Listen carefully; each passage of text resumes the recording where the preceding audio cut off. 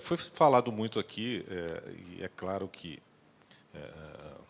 tem que ser dessa forma, da participação do Ministério Público, né? A CGU agora tentando essa aproximação para se fazer conjuntamente, algo que o Ministério Público até então não desejava. Essa compreensão de que há interesse por parte da companhia, em certos casos, quando há envolvimento da alta administração, do acionista, de se fechar um acordo que proteja a pessoa física. No CAD, isso já acontece também, né, Alexandre? Para o acordo de leniência, né, e você tem lá a possibilidade de interlocução com o Ministério Público, que não senta na mesa de negociação, mas é ouvido quando da negociação do acordo. E eu queria ouvir exatamente o Ministério Público. O doutor Marcelo Zenker tem a experiência aí de anos no Ministério Público e também foi secretário de Controladoria, tem a visão do controle interno também no governo do Espírito Santo, fez um trabalho magnífico. As primeiras penalidades aplicadas com base na lei anticorrupção, que, aliás, são poucas ainda, né? Mas as primeiras foram aplicadas na gestão do Marcelo Zenker. Então, como é que você vê essa possível articulação entre as instituições e o Ministério Público e que isso traga a possibilidade de segurança por parte do colaborador, que se tenha previsibilidade dos benefícios e segurança de que aquele acordo será depois respeitado por todas as instituições, como que é agora, como está fazendo agora a Controladoria Geral da União. Por favor. Agradeço muitíssimo o convite formulado pelo Valfrido e pelo Valdir, dois diletos amigos, para participar de um debate de tão alto nível. Eu tenho uma posição um tanto quanto diferenciada em certos aspectos de muitos dos meus colegas do Ministério Público. E isso talvez se deva ao fato de eu ter a possibilidade de conjugar uma experiência de 21 anos de trabalho no âmbito da improbidade administrativa no Espírito Santo, que, diga-se de passagem, é um terreno bastante fértil, ao mesmo tempo tendo trabalhado como secretário de Controle e Transparência no Estado do Espírito Santo, o que me proporcionou uma visão também sob um outro ângulo. Esse talvez seja um grande problema dos legitimados para os acordos de leniência, porque, na verdade, apesar de serem vários, muitos têm objetivos diferentes. A CGU trabalhando como eu trabalhava no controle dentro de uma ótica essencialmente preventiva, e o Ministério Público, por sua vez, dentro de uma ótica repressiva, a AGU e as procuradorias buscando recompor o erário numa celebração de um acordo de leniência, e o Ministério Público, na verdade, buscando provas para se alcançar a responsabilização criminal e por ato de improbidade de determinados ilícitos.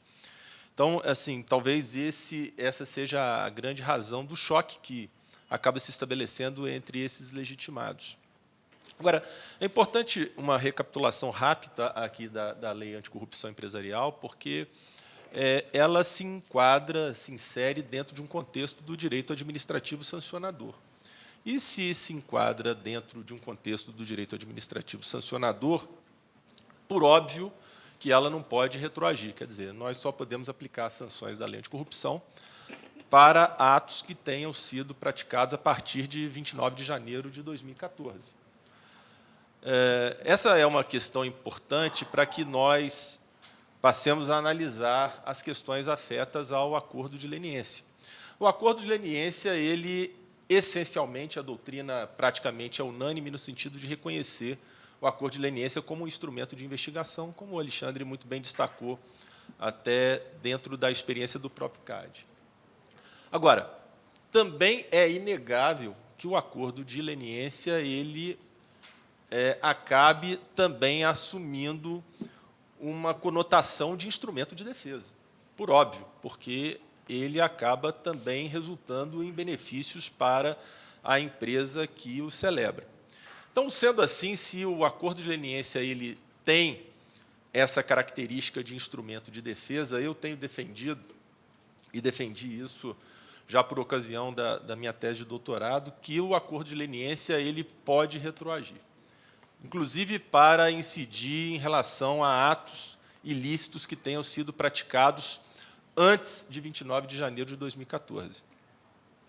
Alguém poderia perguntar, mas, Marcelo, você está sendo um pouco incoerente. Se você diz que a lei anticorrupção ela não pode retroagir, quer dizer, as sanções só podem ser aplicadas para atos posteriores a 29 de janeiro de 2014, como que o acordo de leniência, então, ele poderia retroagir? E aí é uma questão que é muitíssimo importante, porque, na verdade, como já destacado anteriormente, a lei anticorrupção ela veio preencher uma lacuna que existia no que eu chamo de microsistema brasileiro de combate à corrupção. Nós tínhamos uma série de instrumentos legislativos muito capazes de buscar a responsabilização, mas de pessoas físicas. Em relação a pessoas jurídicas, nós sempre tivemos uma grande lacuna na legislação brasileira. E usávamos, eu tenho dito isso também, de um modo promíscuo a lei de improbidade administrativa para alcançar a responsabilização de pessoas jurídicas dentro daquela ótica do artigo 3º da lei de improbidade, que imputa também a responsabilização pelos ilícitos nela capitulados àqueles que concorrem, se beneficiam ou induzem à prática do ato de improbidade, ainda que não sejam agentes públicos. Agora, a lei de improbidade ela foi concebida, e isso também é praticamente pacífico, para alcançar pessoas físicas, tanto que ela trata, no seu âmbito, da responsabilidade subjetiva, ou seja, a necessidade de dolo ou culpa para se alcançar essa responsabilização. E todos nós sabemos que buscar dolo ou culpa para efeito de responsabilização de pessoa jurídica é um tanto quanto difícil. Eu mesmo ajuizei muitas ações por ato de improbidade administrativa, colocando no polo passivo pessoas jurídicas, na falta de um outro instrumento hábil e capaz para alcançar essa responsabilização, mas sempre tive uma dificuldade enorme de chegar a uma condenação ao final, exatamente por conta da necessidade de prova desse elemento subjetivo que é inerente ao ato de improbidade administrativa. Com um outro agravante, todos nós sabemos também que só pode haver condenação de um agente que não seja agente público na forma da Lei 8.429, se houver a condenação do agente público que esteja inserido no polo passivo da ação. E muitas vezes eu chegava ao final de uma ação de improbidade sem a prova da responsabilidade do agente público, ou então, às vezes, até constatando que não havia responsabilidade do agente público, mas com prova da responsabilização do ente de natureza privada. Mas eu não podia chegar a uma condenação porque eu não pedia ou não concluía pela responsabilização do agente público. Então, a lei anticorrupção ela veio exatamente preencher essa lacuna. Hoje nós temos, isso para mim está muito claro, a lei por ato de improbidade, que trata da improbidade administrativa aplicável a pessoas físicas, com um contexto de responsabilidade subjetiva, e a lei anticorrupção, que é aplicável a pessoas jurídicas dentro de um contexto de responsabilidade objetiva. Essas duas leis elas têm que manter um diálogo, uma com a outra. Até porque, se nós analisarmos os atos ilícitos previstos na lei de improbidade, nós vamos ver que as condutas são as mesmas, muitas delas são as mesmas previstas na lei anticorrupção. O que eu estou querendo dizer com isso para efeito de conclusão? O acordo de leniência ele tem que retroagir, inclusive para que ele seja possível em ações por ato de improbidade administrativa que estejam em curso, com pessoas jurídicas colocadas no polo passivo por atos anteriores a 29 de janeiro de 2014. O que significa que, pelo menos parcialmente, o parágrafo 1º do artigo 17 da Lei de Improbidade Administrativa, que veda a transação, ele está revogado, ou seja, está derrogado, revogado parcialmente. Eu tenho defendido isso de uma forma muito clara e vou ser até um pouco mais eloquente. Eu fiz vários termos de ajustamento de conduta, é claro que não tinha essa feição de acordo de leniência, em ações por ato de improbidade administrativa, mesmo antes da lei anticorrupção. Acordos esses homologados, inclusive, pelo Conselho Superior do Ministério Público do Estado do Espírito Santo. Eu sempre tive essa visão da necessidade de preservação da pessoa jurídica, da empresa, para que ela continue seus negócios, porque é disso que o país se movimenta, precisa e tem que seguir adiante dentro de um contexto de aprimoramento das suas próprias relações. Eu queria fazer alguns apontamentos que me parecem importantes dentro dessa minha linha de raciocínio, trazendo aqui alguns acórdãos que eu considero relevantes para ilustrar essa minha posição.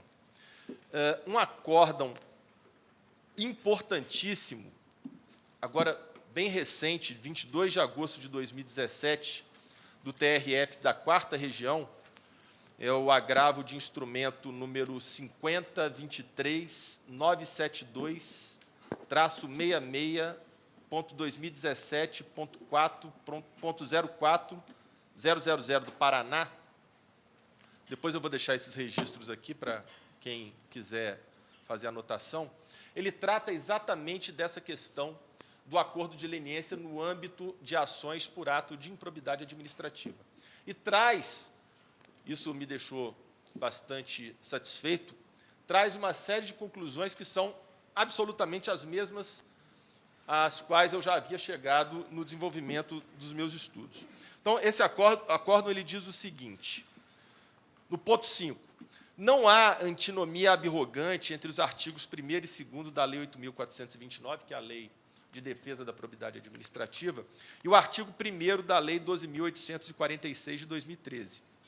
Pois, naquela, justamente o legislador pátrio objetivou responsabilizar subjetivamente o agente ímprobo, e nesta, o mens legislatórios foi a responsabilização objetiva da pessoa jurídica envolvida nos atos de corrupção. Quer dizer, mostra muito bem que as duas leis elas têm que estabelecer um diálogo absolutamente frequente. Continua o acórdão dizendo o seguinte, não seria coerente que o mesmo sistema jurídico admita, de um lado, a transação na lei anticorrupção empresarial e a impeça, de outro, na lei de improbidade administrativa, até porque os atos de corrupção são, em regra, mais gravosos que determinados atos de improbidade, como, por exemplo, aqueles que atentem contra os princípios sem lesão ao erário ou enriquecimento ilícito, que são os atos de improbidade capitulados no artigo 11 da Lei 8.429. E aí agora vem a parte mais importante desse acordo. A autoridade competente para firmar o acordo de leniência no âmbito do Poder Executivo Federal é a CGU, como já disse aqui muito claramente o ministro Wagner.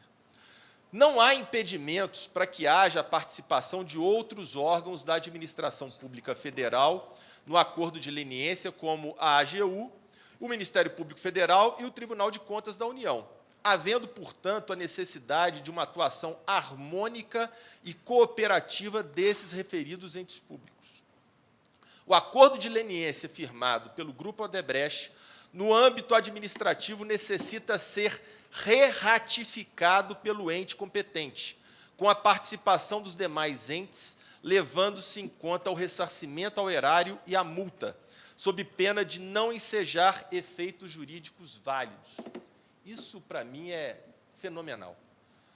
Aqui, só para contextualizar, era uma ação de improbidade movida pelo Ministério Público Federal, e o Ministério Público Federal fez um acordo de leniência no âmbito dessa ação de improbidade unilateralmente, e levou essa questão à homologação do Judiciário. Enquanto não houver, continua o acordo, a re-ratificação do acordo de leniência, a empresa deverá permanecer na ação de improbidade, persistindo o interesse no bloqueio de bens, não porque o MP não pode transacionar sobre as penas, mas porque o referido acordo possui vícios que precisam ser sanados para que resulte íntegra sua validade, gerando os efeitos previstos naquele ato negocial. Então, na verdade, esse acórdão é uma lição para todos os legitimados. Ninguém faz nada sozinho. Eu, como secretário de Controle e Transparência, eu iniciei negociações, não tive tempo de concluir, infelizmente, uma série de negociações para se chegar em acordos de leniência. Em todos, eu sempre busquei a participação do Ministério Público. E essa tem que ser uma via de mão dupla. Eu tenho acordos de leniência sendo entabulados na minha promotoria agora. E eu estou em permanente contato com a Secretaria de Controle e Transparência e o Tribunal de Contas do Estado do Espírito Santo para que a gente possa costurar um acordo que seja pleno de segurança jurídica para todos os interessados. Então, essa visão ela é muito importante. E talvez eu tenha tido a oportunidade um pouco diferenciada dos meus colegas, porque eu estive do outro lado também. E sei como que as coisas funcionam. Para os órgãos de controle é muito difícil de buscar a participação do Ministério Público. Existe uma série de questões que acabam tumultuando essa gestão, como, por exemplo, a distribuição. Em Vitória, nós temos, por exemplo, 6 promotores que tratam de improbidade administrativa. Para preservar o princípio do promotor natural, teríamos que fazer uma distribuição. Qual seria esse promotor que viria participar do acordo de leniência? Eu sei que aqui em São Paulo a quantidade é maior ainda. Ainda temos o promotor que atua no criminal, que é diferente do promotor que atua no âmbito da improbidade administrativa. E talvez o CAD aqui traga uma lição que, para mim, ela é absolutamente essencial. Nós temos que ter o órgão do Ministério Público com uma clareza de atribuições para tratar do acordo de leniência. E isso o Conselho Nacional do Ministério Público ainda não se preocupou em fazer. Você tem que estar disciplinado de uma maneira muito explícita qual é o órgão do Ministério Público que vai tratar disso. Lá, no CAD, Alexandre, você sabe muito bem qual é. Isso te traz uma tranquilidade muito grande para buscar a celebração do acordo de leniência. Agora, no Ministério Público, qual é, Wagner? Nós não sabemos. Cada hora é um. Isso não pode ser assim. Muitas vezes acaba você batendo num colega que, às vezes, não tem muito traquejo em relação à matéria. Pode estar lá substituindo numas férias ou numa substituição qualquer. Então, essa questão ela é absolutamente importante. O Ministério Público, em alguns estados, começou a atentar para isso. Paraná e Minas Gerais já baixaram resoluções que tratam da possibilidade de celebração de acordo de leniência e termos de ajustamento de conduta nas ações por ato de improbidade. São atos normativos que já foram publicados. E eu queria encerrar, ministro Waldir, fazendo aqui referência a um outro acórdão que eu considero também muito importante, esse do TCU, que, na verdade, e percebam, duas instituições absolutamente diferentes. Eu falei aqui do Tribunal Regional Federal da 4ª Região, e agora eu vou falar do Tribunal de Contas da União. O acórdão TCU número 483 de 2017, de março desse ano, de relatoria do ministro Bruno Dantas. Foi também levada essa questão ao TCU, um acordo de leniência celebrado pelo Ministério Público Federal no âmbito da Lava Jato, e o TCU concluiu, ao final, que esse acordo ele carecia de uma série de requisitos que precisavam de ser observados. Até porque o artigo 46 da Lei Orgânica do TCU, que é a Lei 8.443 de 92, diz que, verificada a ocorrência de fraude comprovada à licitação, o tribunal declarará a inidoneidade do licitante fraudador para participar por até 5 anos de licitação na administração pública federal. Quer dizer, não é um acordo de leniência celebrado pelo Ministério Público Federal que vai impedir o TCU de declarar a inidoneidade da empresa. Então, o que aconteceu nesse caso? Que me pareceu uma solução muitíssimo inteligente. Com base nos princípios da segurança jurídica e da proteção da confiança, o ministro relator, que foi o ministro Bruno Dantas, ele sobrestou o julgamento e propôs um recall no acordo de leniência celebrado pelo Ministério Público Federal para que não houvesse a declaração imediata de inidoneidade da empresa e fosse preservada toda aquela negociação que se estabeleceu desde o início, demandando um esforço gigantesco. Esses dois acórdãos, e eu trouxe eles aqui apenas para consolidar a minha posição, eles são muito importantes para que nós cheguemos a essa conclusão final.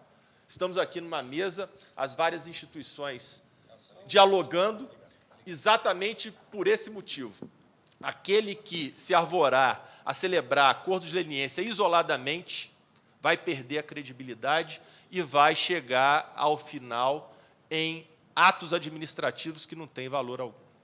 Com isso, eu encerro e devolvo a palavra ao ministro Paulo. Doutor Marcelo, com a permissão do Valdir Simão, posso acrescentar na sua coleção de acordos sobre o assunto o de número 2791, também do plenário, relatado na quarta-feira, dia 6. Que vai exatamente nessa mesma linha. Ótimo. Então, foi de relatoria do ministro André Luiz de Carvalho. 2791, 2017 do plenário. Só fazer um comentário. Primeiro, parabenizar o Marcelo. Assim, mesmo se eu não conhecesse, eu já saberia que ele tinha nascido em Juiz de Fora, né? E, como bom mineiro, foi dominar o Espírito Santo. Né? Sabe que o Espírito Santo vai ser dominado, como não tinha abertura para o mar, Minas não tinha abertura para o mar, está dominando o Espírito Santo. Vamos lá. Mas uma pergunta que eu tenho aqui, que eu acho que vai ajudar muito nas discussões com o Tribunal de Contas. O Marcelo trouxe a experiência que você como promotor, você buscou os órgãos para fechar. Qual foi a participação do TCE Espírito Santo?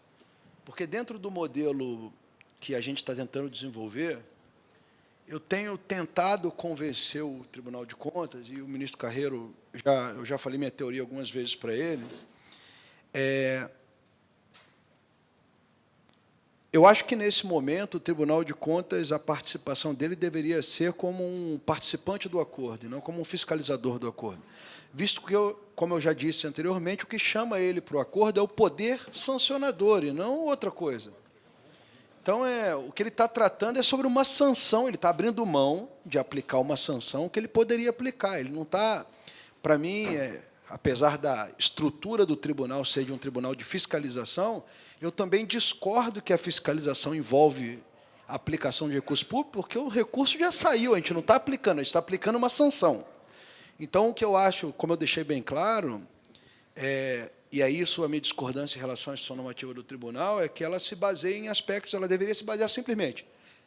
Levando em consideração que o artigo, que eu não lembro o número da Lei 843, determina que o tribunal declara a inidoneidade da empresa, até 5 anos, da empresa envolvida em caso de fraude de licitação, o tribunal deverá fechar. E se a gente conseguisse sentar todos juntos, então eu só queria que, até para o ministro poder levar lá, porque nós vamos ter um debate grande com isso aí, para os colegas, para os demais 12 ministros, né, porque, na verdade, são os 9 titulares e os 4, dá 13 no total, o senhor mais 12, o modelo que o TCE participou, ou seja, foi durante as negociações, olha, participou, verificou o cálculo realizado, assinou como parte, ou se for o seguinte, se fecha tudo e depois se encaminha para o tribunal para verificação.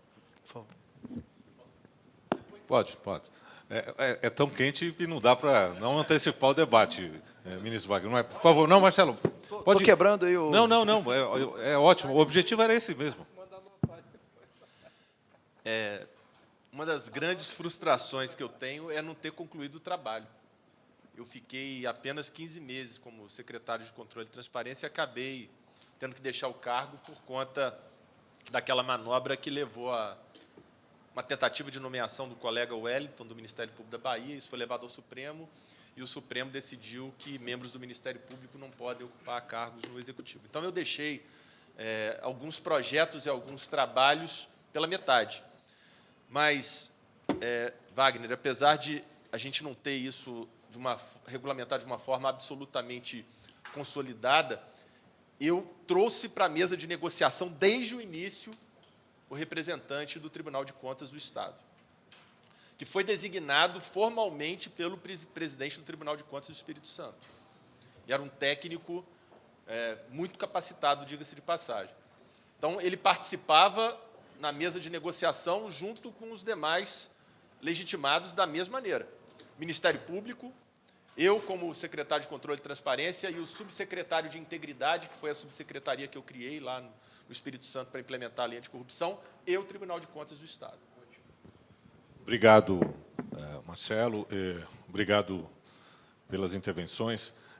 E eu acho que a fala do Marcelo nos traz aqui um uma visão que é bastante inovadora, que eu pessoalmente concordo. Eu concordo que o artigo 17, parágrafo 1º, ele foi derrogado, houve uma tentativa no passado da lei de improbidade, houve uma tentativa no passado recente com o PL, que ainda foi aprovado, o PLS, que foi aprovado no Senado e foi depois, está tramitando na Câmara, de revogação expressa desse dispositivo, permitindo, portanto, a transação na probidade, na lei de probidade administrativa, mas me parece que essa leitura é bastante possível e inovadora. Só para ilustrar que, de fato, a lei de probidade não é, ou de probidade administrativa, não é um instrumento adequado para a responsabilização empresarial, se nós analisarmos no portal da transparência do cadastro de empresas inidôneas e suspensas, em números redondos, de 8.000 empresas que hoje estão impedidas de contratar com a administração pública, menos de 5% foram declaradas inidôneas por ações de improbidade administrativa, por decisão judicial. A grande maioria, ministro Wagner, pela administração, nos diversos níveis, pela 8666, no nível federal, estadual, municipal. O próprio Tribunal de Contas, que tem esse poder, tem declarações de inidoneidade, com base na sua lei orgânica, que representa bem mais do que aquelas das ações de improbidade, mas não é um volume. O próprio tribunal está exercitando a aplicação dessa pena de inidoneidade para as grandes companhias a partir de agora.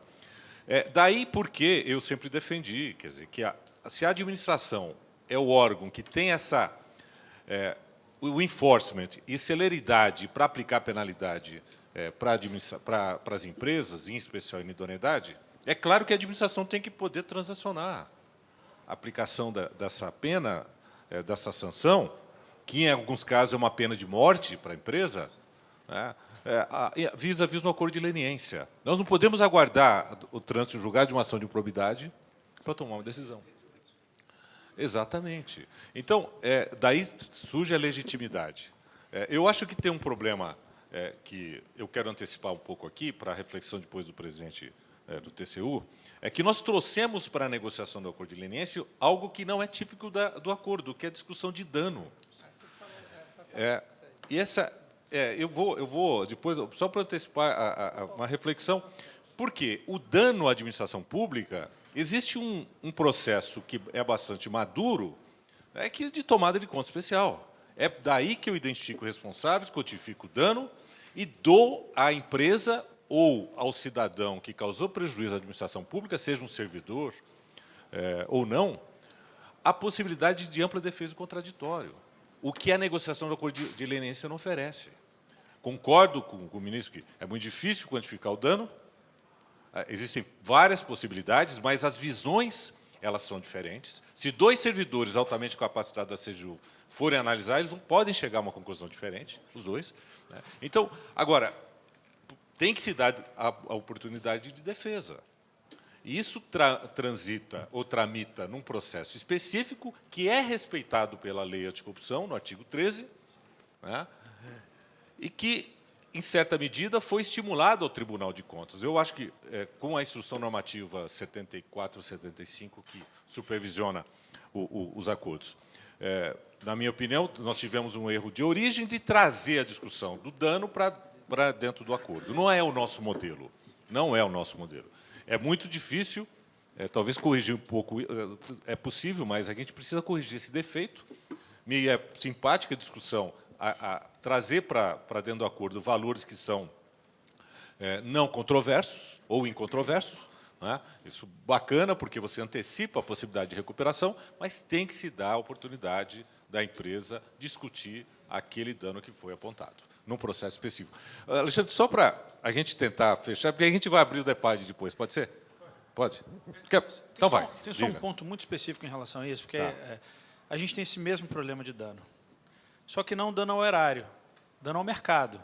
E tem uma discussão enorme no tribunal sobre cálculo de dano. Como fazer isso? E na nossa lei diz que isso está completamente separado, isso não faz parte do acordo de leniência. Então, essa é mais uma, e aí, corroborando o que você está dizendo, é exatamente isso. Se eu for esperar cálculo de dano para trazer ele dentro do acordo de leniência, eu não vou fechar nenhum acordo de leniência. Então, é muito importante que separe as caixinhas. Uma coisa é processo administrativo sancionador, e aí, já pelo próprio objeto do processo administrativo sancionador, ele tem um enforcement muito maior, porque os tipos são abertos, o rol é exemplificativo, a responsabilidade é objetiva, e por aí vai. Se eu trago uma dificuldade, eu diminuo o enforcement, e acho que esse não é o objetivo da norma. Então, no CAD, o que a gente faz? O cálculo de dano para o mercado, de dano para terceiros, que é o preço supracompetitivo do preço competitivo, está excluído da análise do acordo de leniência. Obrigado, Alexandre.